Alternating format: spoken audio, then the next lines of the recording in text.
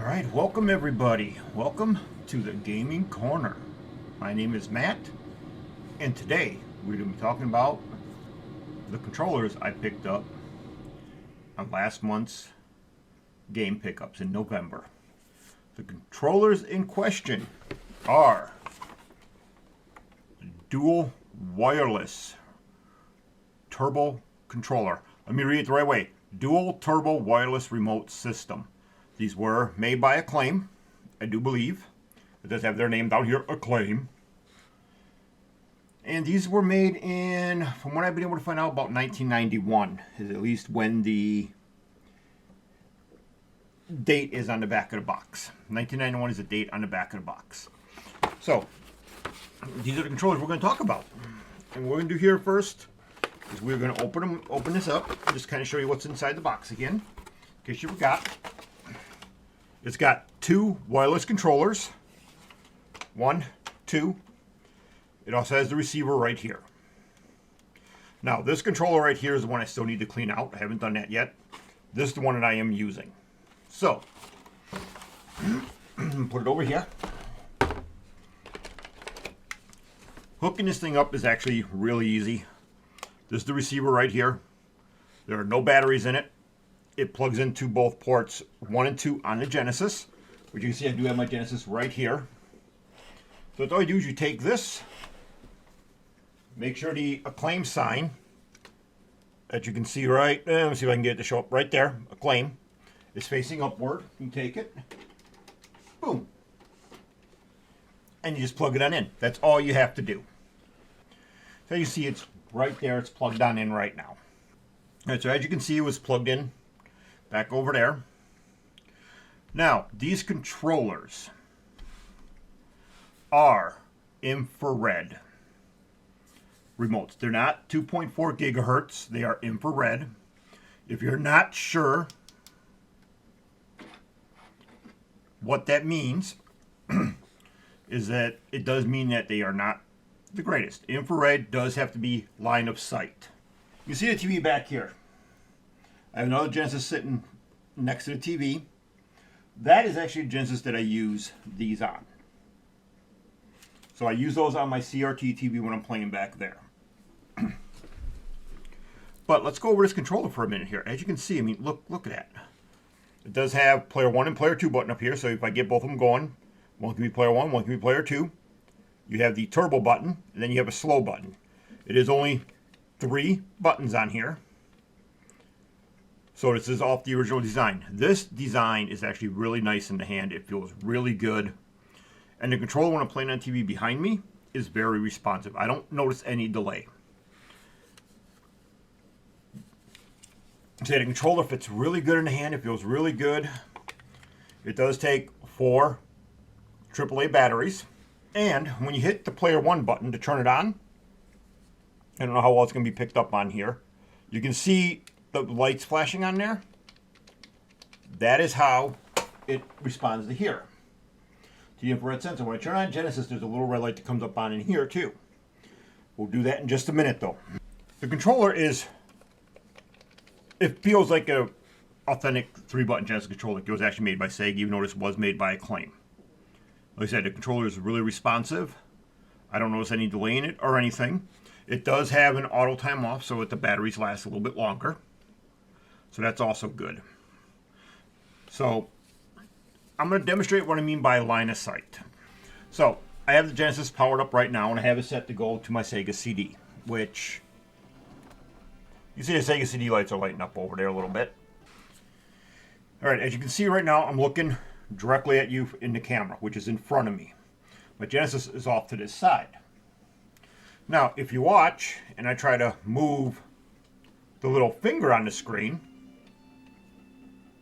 it does not move anywhere. I can't go left or right with it or nothing. Okay, I can't eject, nothing.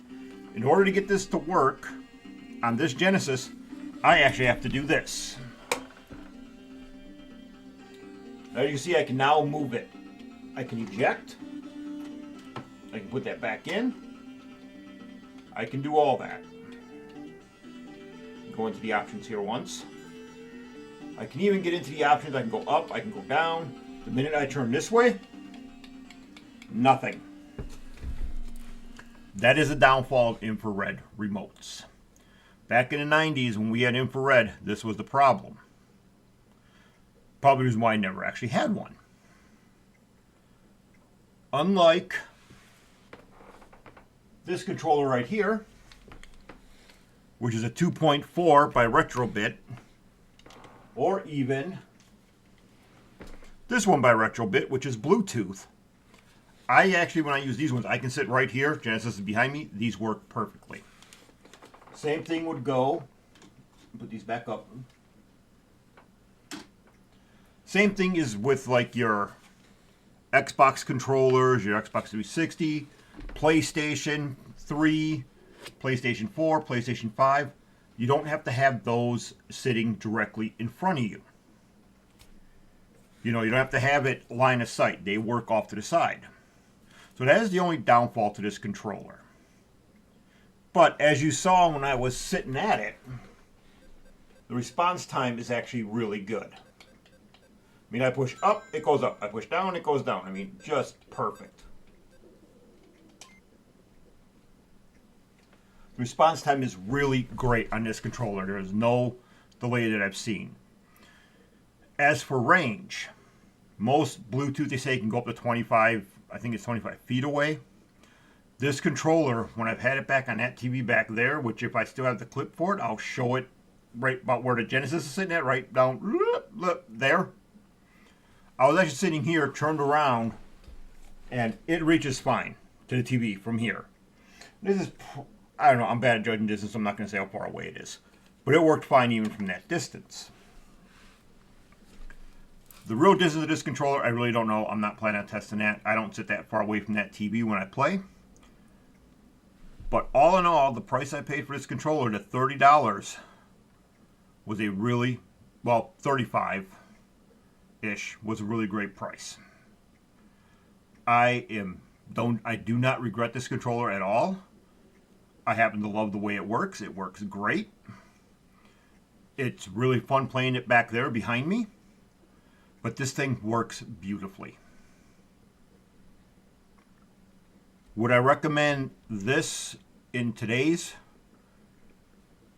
world, in 2022, ending in 2022, 2023? If you're a collector, then yes, I do recommend it. Try finding it complete in box like I did. But if you're just an average gamer and you got a Genesis and you want a controller, go for a Retrobit. Go for one of their wireless ones, or go for the 8-bit do. I think that's what it is, 8-bit do. Go for one of those. So, we're going to go to the Retrobit controller here. This is the Bluetooth receiver one for the Bluetooth controller. I'm going to plug this on in.